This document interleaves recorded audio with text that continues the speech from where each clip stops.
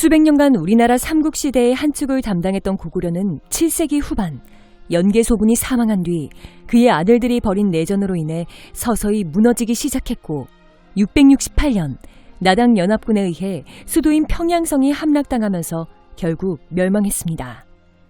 이후 당나라는 평양에 안동도후부를 설치하여 옛 고구려의 영토를 직접 통치하고자 했으며 또한 이 과정에서 발생할 수 있는 고구려인들의 저항과 부흥 의지를 꺾기 위해 고구려 유민 약 10만여 명을 중국 내륙지방으로 강제 이주시켰습니다. 하지만 이러한 당나라의 조치들은 고구려 유민들의 극심한 반발을 불러일으켰고 그 결과 고구려 유민들은 요동지방과 오늘날의 황해도 지방을 중심으로 고구려 부흥운동을 일으켜 당나라에 대한 저항을 계속 이어나갔습니다. 또한 이와 동시에 당나라와 신라 간의 전쟁이 발발하였는데 이때 신라가 승리를 거두면서 당나라는 한반도 내의 모든 영향력을 상실하였고 더불어 서쪽의 토번이 당나라의 본토까지 침공하여 위협을 가하자 당나라의 시선이 그곳으로 쏠리면서 만주 지방은 점점 당나라의 영향권에서 멀어져 갔습니다. 한편 고구려가 멸망하자 옛 고구려의 장수였던 걸걸중상과 그의 아들 대조영은 당나라에 의해 요서지방의 영주로 끌려갔는데 당시 영주에는 대조영 부자 외에도 수많은 고구려 유민들이 거주하고 있었습니다. 그러던 중 696년 5월이 되자 갑자기 당나라의 지나친 억압 통치에 불만을 품은 거란족의 지도자 이진충이 북방의 유목국가인 돌궐의 지원을 받아 반란을 일으키는 사건이 발생했는데요. 이로 인해 영주지방은 큰 혼란에 휩싸였고 걸걸중상은 이 기회를 틈타 당나라의 지배에서 벗어나기 위해 그의 아들 대조영, 말갈족의 걸사비유와 함께 여러 고구려 유민들과 말갈족들을 이끌고 영주에서의 탈출을 감행하였습니다.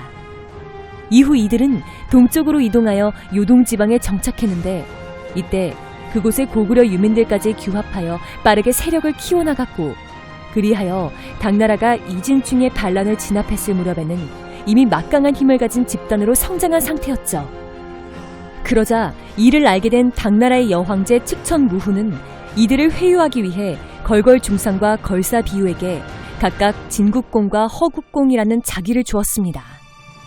하지만 이들은 그녀가 준 자기를 단호히 거절했고 이에 측천무후는 당나라에 항복한 거란족의 장수 이해고에게 대군을 주어 즉각 이들을 토벌하도록 명령했습니다.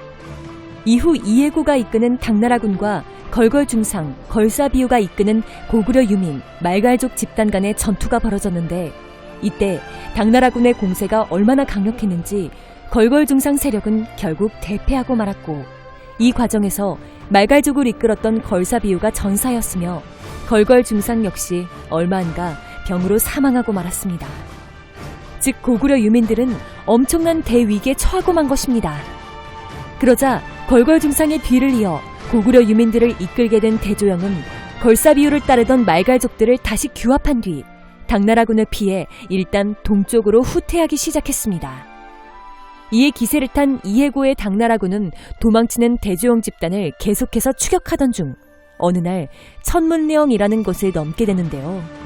그런데 갑자기 그 순간 대조영이 이끄는 고구려, 말갈 연합군이 나타나 모든 힘을 다해 당나라군과 결전을 벌였고 그 결과 당나라군을 상대로 마침내 대승을 거두게 되니 이것이 바로 발해가 건국될 수 있었던 결정적인 계기인 천문령 전투입니다.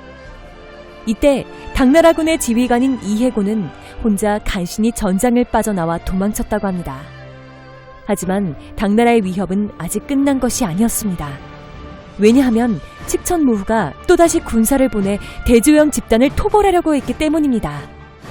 그런데 바로 이때 대조영에게 뜻밖의 행운이 찾아오게 되니 거란과 해족이 돌궐에게 항복하여 요서지방이 돌궐의 영향권에 편입됨으로써 길이 막힌 당나라가 더 이상 토벌군을 보낼 수 없게 되었기 때문입니다. 이후 대조영은 다시 동쪽으로 이동하여 오늘날의 길림성 도나시에 있는 동모산에 성을 쌓고 정착하였는데 그러자 이 소식을 들은 수많은 고구려인들과 말갈족들이 그에게 끊임없이 모여들었다고 합니다. 그리고 이를 기반으로 크게 세력을 키운 대조영은 698년 동모산을 도읍으로 삼아 마침내 발해를 건국하였습니다.